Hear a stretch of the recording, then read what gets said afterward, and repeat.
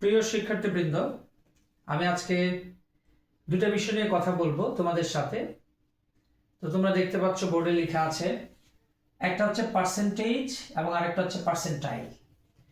দুইটার মধ্যে যে বেসিক ডিফারেন্স আছে সেটা আমি দেখাবো। পার্সেন্টেজ কি, পার্সেন্টাইল কি।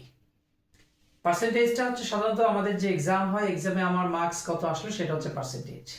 আর পার্সেন্টাইলটা যেটা ব্যবহার করা হয় কম্পিটিটিভ এক্সামে। তো আমি পার্সেন্টেজ দিয়ে শুরু করি। দেখো, ধরো তোমার টোটাল মার্কস হচ্ছে 500, সেই 500 মার্কসের যদি কেউ 400 পায় তাহলে তার পার্সেন্টেজ কত আসে?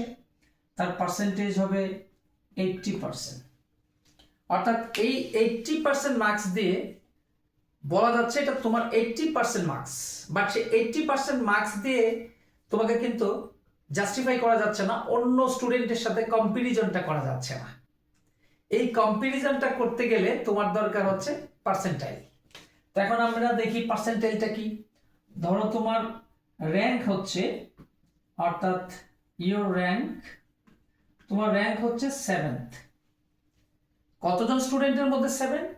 50 জন স্টুডেন্টের মধ্যে হচ্ছে তোমার র্যাঙ্ক হচ্ছে 7th। তো তোমার পার্সেন্টাইলটা কত? অর্থাৎ 43 স্টুডেন্ট তোমার থেকে লেস মার্ক, অর্থাৎ কম মার্কস পেয়েছে।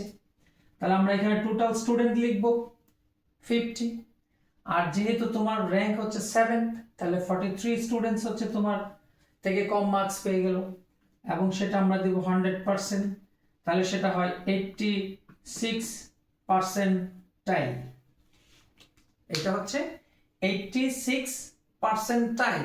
তার মানে হচ্ছে এই 86% স্টুডেন্টস তোমার থেকে কম মার্কস পেয়েছে।